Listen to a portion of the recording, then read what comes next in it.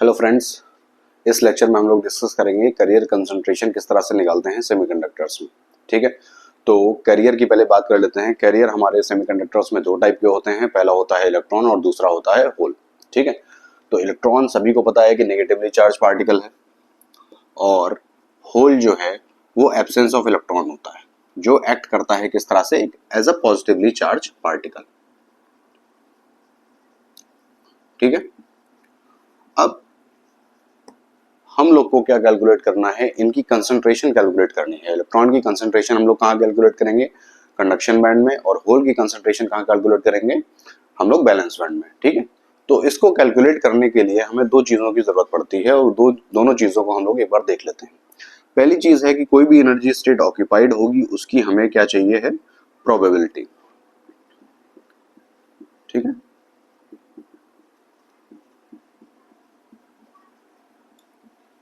Probability of occupation हमको चाहिए। दूसरी चीज हमें क्या चाहिए, दूसरी चीज हमें चाहिए density of states.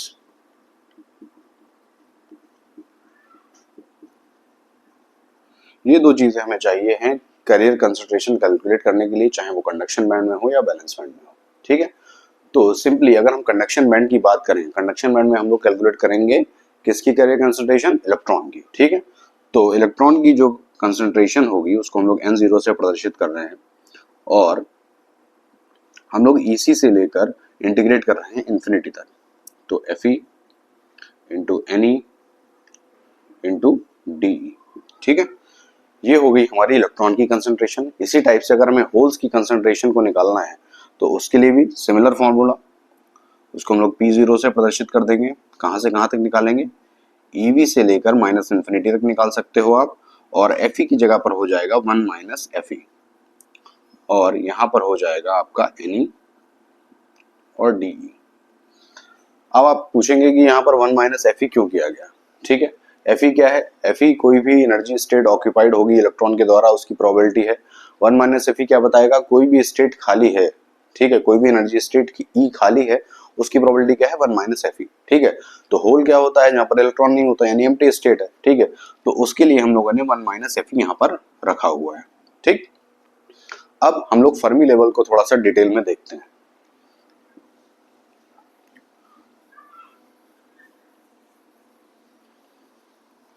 Fermi level को अगर हम लोग डिटेल में देखेंगे तो फर्मी लेवल का बेसिकली फार्मूला क्या होता था, फर्मी डायरेक्ट डिस्ट्रीब्यूशन जो है उसका फार्मूला वेरी इजी।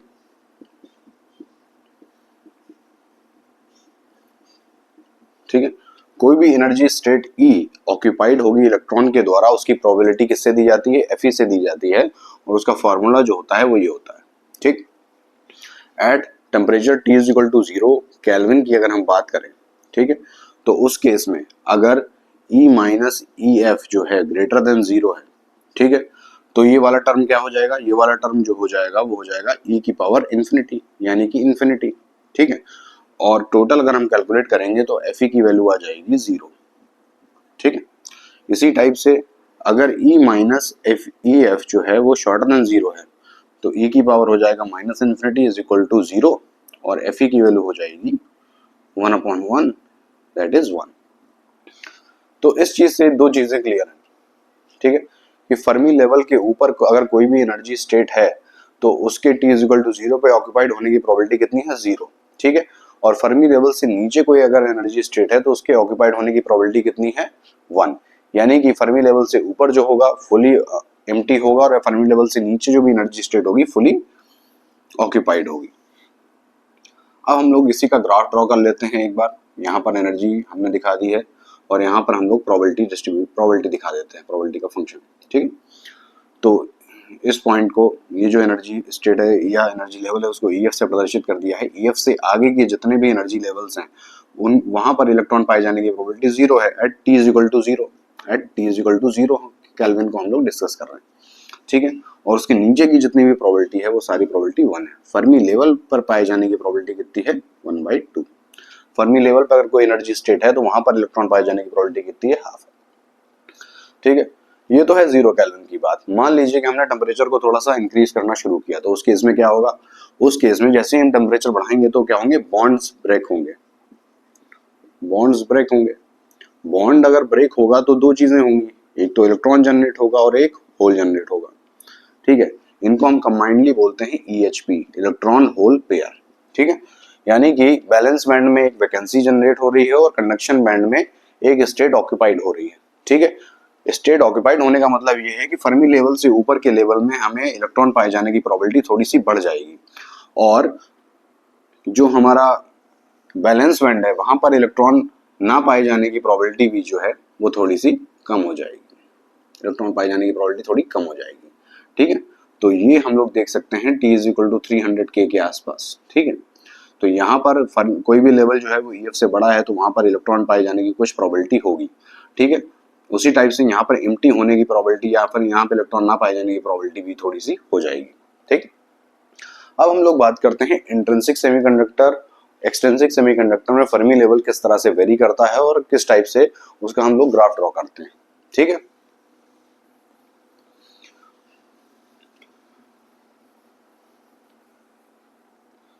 सबसे पहले हम लोग इंट्रिंसिक सेमीकंडक्टर की बात करते हैं। ये हम लोगों ने अपना कंडक्शन बैंड बनाया है, ये वैलेंस बैंड है, ठीक है। फर्मी लेवल इंट्रिंसिक सेमीकंडक्टर में बीच में लाई करता है, ठीक है। अब ये 0 केल्विन पर भी होता है और ये उससे ज्यादा टेम्परेचर बढ़ाने पर भी होता है। ऐसा क्यों होता है?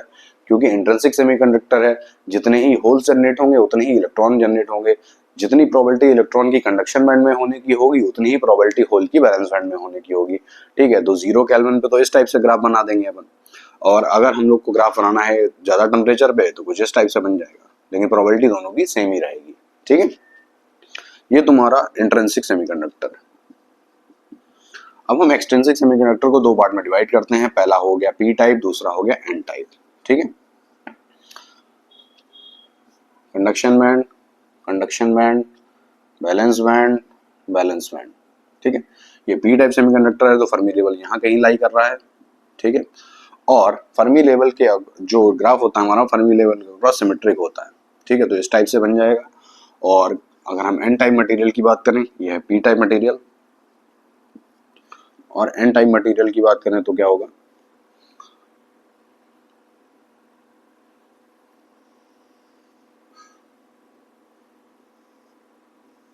इस टाइप से, ठीक है।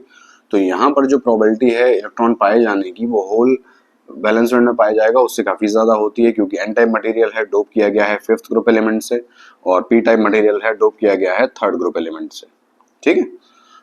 3rd ग्रुप एलिमेंट में होल पाए जाने की प्रोबेबिलिटी ज्यादा होगी, वैसे ही एन टाइप मटेरियल में, सॉरी पी टाइप मटेरियल में पी टाइप मटेरियल में होल पाए जाने की प्रोबेबिलिटी ज्यादा होगी, और एन टाइप मटेरियल में इलेक्ट्रॉन के कंडक्शन बैंड में पाए जाने की प्रोबेबिलिटी उससे ज्यादा होगी, जो कि बैलेंस बैंड में होल पाए जाने की प्रोबेबिलिटी है, ठीक है। तो ये चीज, तो ये हम लोग को क्लियर हुआ थोड़ा सा। अब हम लोग फोकस करते हैं डेंसिटी ऑफ स्टेट्स के ऊपर, ठीक है। एक चीज तो हमको Fermi level, Fermi direct distribution तो क्लियर ही है, डेंसिटी ऑफ स्टेट्स को देखते हैं। डेंसिटी ऑफ स्टेट जो होता है उसको कैलकुलेट करने के लिए श्रोडिंगर इक्वेशन लगती है और पाउली एक्सक्लूजन प्रिंसिपल लगता है, जो अपने स्कोप से बाहर है। तो इसको हम लोग इजीली समझने के लिए क्या करेंगे कि डेंसिटी ऑफ स्टेट्स जो होती है वो डायरेक्टली प्रोपोर्शनल होती है e की पावर हाफ के, ठीक है। इसका क्या मतलब हुआ? इसका मतलब ये हुआ कि इलेक्ट्रॉन की एनर्जी जैसे जैसे इंक्रीज करेगी वैसे वैसे डेंसिटी ऑफ स्टेट भी इंक्रीज करती रहेंगी, ठीक है। कंडक्शन बैंड की अगर हम बात करें, ये कंडक्शन बैंड हम लोगों ने बना लिया है और यहाँ बैलेंस बैंड बना लिया है, ठीक है। तो जैसे जैसे एनर्जी इंक्रीज होगी वैसे वैसे डेंसिटी ऑफ स्टेट्स भी इंक्रीज होंगे, ठीक है। लेकिन फर्मी लेवल जो होता है, फर्मी लेवल, फर्मी डिस्ट्रीब्यूशन जो होता है उसमें क्या होता है कि जैसे जैसे एनर्जी इंक्रीज होती है वैसे वैसे इनकी वैल्यूज जो है वो डिक्रीज होती रहती है, यानी Fe की वैल्यू डिक्रीज होती रहती है। मतलब अगर हम E की वैल्यू को बढ़ाएंगे, E की वैल्यू को अगर हम लोग बढ़ाते हैं तो Fe की वैल्यू जो है वो कम होती जाती है। कहने का मतलब ये होता है कि अगर हम कंडक्शन बैंड का जो मिनिमा है या कंडक्शन बैंड का जो बेस है वहां से हम लोग ऊपर के लेवल्स में ट्रेवल करना शुरू करते हैं तो उनके भरे होने की प्रोबेबिलिटी क्या होती है वो कम होती चली जाती है। इसी टाइप से जो वैलेंस बैंड है, वैलेंस बैंड की जो बॉर्डर है उसके नीचे अगर हम देखें तो वहां पर होल पाए जाने की प्रोबेबिलिटी कम होती है। यानी कि जो हमारे मैक्सिमम नंबर ऑफ इलेक्ट्रॉन्स होते हैं वो कंडक्शन बैंड के बॉर्डर पे पाए जाते हैं, कंडक्शन बैंड के एज पे पाए जाते हैं, और जो मैक्सिमम हमारे होल्स होते हैं वो बैलेंस बैंड के एज पे पाए जाते हैं। इंटीरियर में इलेक्ट्रॉन पाए जाने की प्रोबेबिलिटी काफी कम है, इंटीरियर में होल पाए जाने की प्रोबेबिलिटी काफी कम है। ठीक है, अब हम देखते हैं। ठीक है, तो डेंसिटी ऑफ स्टेट्स किसके प्रोपोर्शनल है? ई की पावर हाफ के प्रोपोर्शनल है। ठीक है, अब डेंसिटी ऑफ स्टेट्स जो है वो कंडक्शन बैंड में किस टाइप की है, बैलेंस बैंड में किस टाइप की है, और चूंकि सारा कंसंट्रेशन इलेक्ट्रॉन्स का जो है कंडक्शन बैंड की एज पे होता है और सारा कंसंट्रेशन, मैक्सिमम कंसंट्रेशन मैं बोलूंगा जो होल्स का होता है वो बैलेंस बैंड की एज पे होता है। ठीक है, तो इनको सॉल्व करने के लिए हमें इफेक्टिव डेंसिटी ऑफ स्टेट्स का एक टर्म लेके आते हैं, इफेक्टिव डेंसिटी ऑफ स्टेट्स। ठीक है, वो हम लोग कंडक्शन बैंड के लिए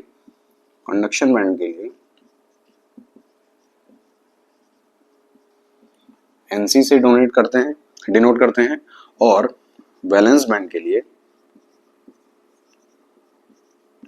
एनवी से डिनोट करते हैं।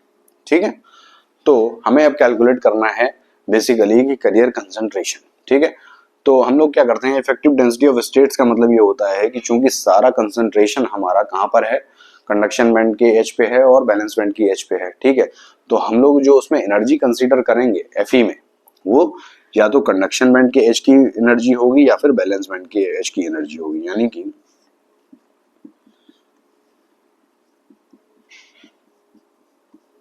ठीक है, फॉर्म डायरेक्ट डिस्ट्रीब्यूशन है। पहले हम लोग कहाँ जाएंगे, हम लोग कैरियर कंसंट्रेशन कैलकुलेट कर रहे हैं कंडक्शन बैंड में। ठीक है, तो ई को हम लोग रिप्लेस कर देंगे किससे, ईसी से।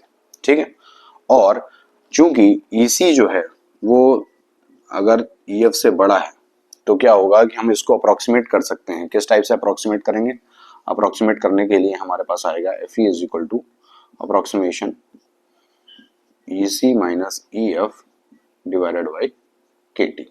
ठीक है, तो ये एक इंपॉर्टेंट चीज है, ये आया हमारे पास। ठीक है, अब हम लोग कैरियर कंसंट्रेशन कैलकुलेट करते हैं। तो कंडक्शन बैंड के केस में जो इलेक्ट्रॉन का कंसंट्रेशन होता है वो होता है N naught N C E to the power minus E C minus E F by K T. ठीक है, ये इक्वेशन नंबर 2 होगी। ठीक, सिमिलरली अगर हम लोग होल्स की कंसंट्रेशन को कैलकुलेट करना चाहेंगे तो उस केस में हमें क्या कैलकुलेट करना पड़ेगा, 1 माइनस एफ ई कैलकुलेट करना पड़ेगा। ठीक है, तो 1 माइनस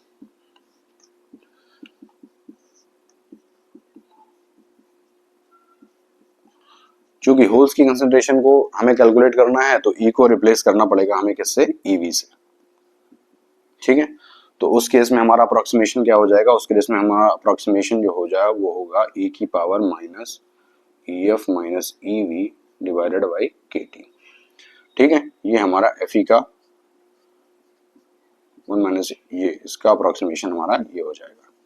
ठीक है, अब हमें अगर कैलकुलेट करना है किसकी, होल की कंसंट्रेशन, तो सिंपली हम लोग उसमें लिख सकते हैं F E P zero is equal to N V E to the power minus E F minus E V divided by K T. ठीक है, ये इक्वेशन हम लोगों ने इसको थर्ड नाम दे दिया। ठीक, अब हम सेकेंड और थर्ड इक्वेशन का यूज करेंगे और थोड़ी सी कैरेक्टरिस्टिक्स देखेंगे। ये दोनों इक्वेशंस वैलिड हैं किसके लिए, इंट्रिंसिक के लिए भी और एक्सट्रिंसिक के लिए भी। ठीक है, एक्सट्रिंसिक और इंट्रिंसिक दोनों सेमीकंडक्टर्स के लिए ये दोनों इक्वेशन 2 एंड 3 दोनों ही वैलिड है। ठीक है, अगर हम इन दोनों का मल्टीप्लाई आपस में कर देते हैं तो 2 क्रॉस 3 अगर हम लोग कर देते हैं तो n0 into p0 nc nv e to the power minus ec plus ef minus ef plus ev divided by kt। ठीक है, माइनस ये कैंसिल हो जाएगा तो आ जाएगा nc nv e to the power minus eg by kt। भाई eg eg क्या है यहाँ पर, eg है बैंड गैप। ठीक है, हमारा क्या आएगा ec माइनस ev, यानी कंडक्शन बैंड की एज और वैलेंस बैंड की एज के बीच में जो डिफरेंस है वही तो फॉरबिडन एनर्जी बैंड गैप है। हमारी एक फोर्थ इक्वेशन बन गई। ठीक है, इसी टाइप से अगर हम इंट्रिंसिक मटेरियल की बात करते हैं, ठीक है, इंट्रिंसिक मटेरियल की बात कर लीजिए आप। ठीक है, तो उसमें एन आई, हम लोगों ने मान लिया कि इंट्रिंसिक कैरियर कंसंट्रेशन जो है वो एन आई है, तो N C E to the power minus E C और minus E F. E F की जगह पर हम लोगों ने ई आई लिख दिया है, जिसको हम लोग इंट्रिंसिक फर्मी लेवल बोल देंगे। ठीक है, इसी टाइप से पी आई भी हम लोग लिख सकते हैं। पी आई क्या होगा, N V E to the power minus E I minus E V divided by K T, दोनों का मल्टीप्लाई कर दिया। N I into P I is equal to N C N V E to the power minus E G upon K T. ठीक है, ये हमारी एक और इक्वेशन हो गई। ठीक है, इसको फोर्थ इक्वेशन नाम दे दिया हमने। अब आप फिफ्थ इक्वेशन इसको हम नाम दे दिया। अब फोर्थ इक्वेशन और फिफ्थ इक्वेशन को आप कंपेयर करेंगे तो क्या मिलेगा हम लोग को मिलेगा N zero is equal to P zero N I into P I. अगर हम इंट्रिंसिक सेमीकंडक्टर की बात कर रहे हैं तो उस केस में क्या होगा, एन आई जो है वो पी आई के बराबर होगा। क्यों होगा ऐसा, क्योंकि इंट्रिंसिक सेमीकंडक्टर में जो भी कैरियर्स जनरेट होते हैं वो पेयर्स में जनरेट होते हैं। कोई भी बॉन्ड ब्रेक हुआ तो एक इलेक्ट्रॉन निकलेगा, एक होल निकलेगा। इसके अलावा उसमें ना ही कोई डोपिंग की गई है, ना ही उसके लेटर्स में कोई डिफेक्ट है। ठीक है, तो जो भी कैरियर कंसंट्रेशन हो रहा है वो सब पेयर्स में हो रहा है, यानी कि जो इलेक्ट्रॉन का कंसंट्रेशन होगा वही होल का कंसंट्रेशन होगा। तो हमारी जो इक्वेशन बनेगी फाइनल, वही हमारा सबसे इंपॉर्टेंट इक्वेशन है, और वो इक्वेशन हमारी बनेगी N zero P zero N I square. ठीक है, तो इस तरह से हम लोग कैरियर कंसंट्रेशन कैलकुलेशन करते हैं सेमीकंडक्टर्स में। ठीक है, अब नेक्स्ट जो मैं क्लास लूंगा उसमें मैं कुछ इसके ऊपर जो भी बेस्ड एग्जाम में क्वेश्चंस आए होंगे उसको अपन सॉल्व करने की कोशिश करेंगे, और उसके बाद सेमीकंडक्टर्स में ड्रिफ्ट और डिफ्यूजन करंट का जो मैकेनिज्म होता है उसको समझने की कोशिश करेंगे। Thank you.